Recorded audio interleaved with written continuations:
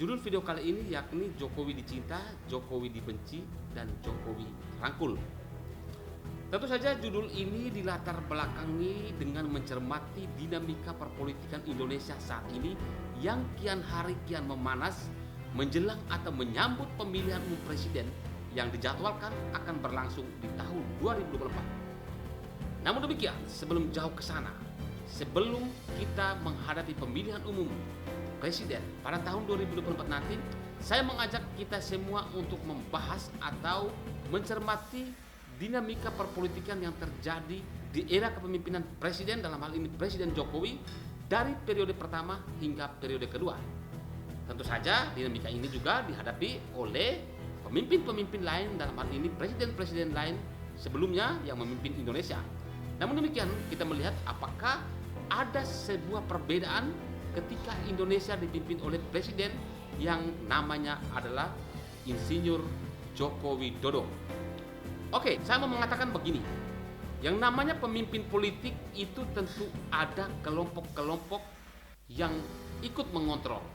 Saya membaginya dalam 3 kelompok, yakni kelompok pertama, kelompok kedua, dan kelompok ketiga.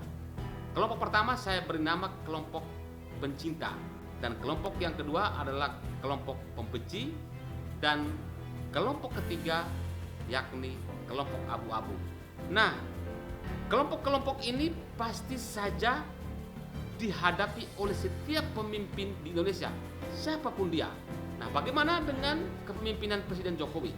Apakah ada yang perlu dicontohi oleh pemimpin atau figur atau politisi-politisi lain ketika hendak atau berkeinginan untuk menjadi presiden setelah Presiden Jokowi saat ini? Nah, dinamika yang terjadi pada kepemimpinan Jokowi, saya melihatnya 3 kelompok ini sangat kental berperan. Ada yang berperan mendukung, berperan mengkritik, dan ada yang berperan makan kiri kanan. Itu adalah kelompok abu-abu. Waspada pemerintah. Oke, kelompok pencinta. Pada kepemimpinan Jokowi, rakyat Indonesia telah memberikan bukti cintanya kepada Jokowi bersama wakilnya untuk kembali memimpin Indonesia pada periode kedua, untuk melanjutkan program-program kerja dari periode pertama. Kelompok pencinta ini boleh disebut atau boleh dikategorikan sebagai orang yang benar-benar mendukung Jokowi dari proses kampanye, tahapan pemilu, hingga memimpin Indonesia sampai akhir masa jabatan. Mereka benar-benar mengontrol, mengkritik, menganalisa, mengkaji, kemudian memberikan solusi kepada pemimpin, dalam hal ini Presiden Jokowi, untuk menghadapi masalah-masalah dan memberikan jalan keluar. Yang kedua, kelompok pembenci. Kelompok pembenci di sini saya melihat ada beberapa bagian. Setidaknya ada 2, yaitu kelompok yang benci karena ingin berkuasa dan ingin melihat hal-hal yang buruk saja dan tidak melihat hal-hal yang baik, yang positif, atau yang maju yang telah dibuat oleh pemimpin, dalam hal ini oleh Presiden Jokowi bersama wakilnya Maruf Amin. Kelompok ini adalah dikatakan kelompok lawan. Mereka boleh dikategorikan sebagai kelompok yang kalah dalam pemilu. Jadi mereka akan berupaya semaksimal mungkin dengan melihat dinamika masalah-masalah yang terjadi, dan kemudian mereka mengirim kritikan kepada berbagai media mainstream, media sosial, sebagai senjata untuk menjual ke publik bahwa inilah kinerja Jokowi. Masih layakkah dia memimpin Indonesia? Kira-kira begitu. Yang berikut adalah kelompok abu-abu.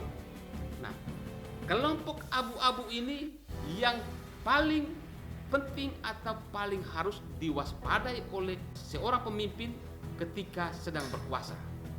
Kenapa begitu? Mereka lebih berbahaya dari kelompok yang pembenci tadi, sebagaimana telah saya jelaskan tadi. Kenapa mereka harus diwaspadai? Yang namanya abu-abu itu yang cinta juga mereka makan, yang benci pun mereka makan. Nah, menghadapi dinamika yang dibangun oleh 3 kelompok ini, bagi saya mencermati memiliki kelihayan, memiliki kecerdasan, memiliki kreativitas untuk menghadapi mereka ini. Bagaimana caranya? Kita lihat pada periode kedua. Pada periode kedua, pada pemilihan umum, Pada Pilpres, Jokowi dihadapkan dengan Prabowo Subianto. Publik tahu di mana Prabowo dan wakilnya pada Pilpres. Mereka saat ini telah dirangkul oleh Presiden Jokowi. Prabowo diberi posisi penting sebagai Menteri Pertahanan. Begitu juga Sandiaga Uno diberi jabatan penting sebagai Menteri Pariwisata. Siapa lagi? Baru-baru ini 1-2 hari kemarin Presiden Jokowi merangkul atau melantik Zulkifli Hasan yang notabene partai lawan politiknya untuk berada pada posisi lingkaran istana, untuk berada pada lingkaran kabinet kerja Indonesia Maju. Ini saya mau katakan yang layak dicontohi oleh calon presiden atau oleh presiden atau oleh pemimpin-pemimpin lain merangkul. Ketika dia dicinta, ketika dia dibenci, tapi disitulah Jokowi merangkul. Mungkinkah ada presiden lain? Mungkinkah ada politisi lain? Mungkinkah ada figur lain setelah Jokowi yang mampu melakukan hal-hal seperti ini untuk memimpin Indonesia, menghadap dinamika politik Indonesia, untuk memajukan Indonesia dari dinamika politik, untuk memajukan Indonesia dari sisi ekonomi, dari sisi pertahanan, keamanan, dan berbagai bidang untuk mendukung pembangunan Indonesia maju yang merdeka, yang berdaulat, adil, dan makmur. Merdeka! Demikian.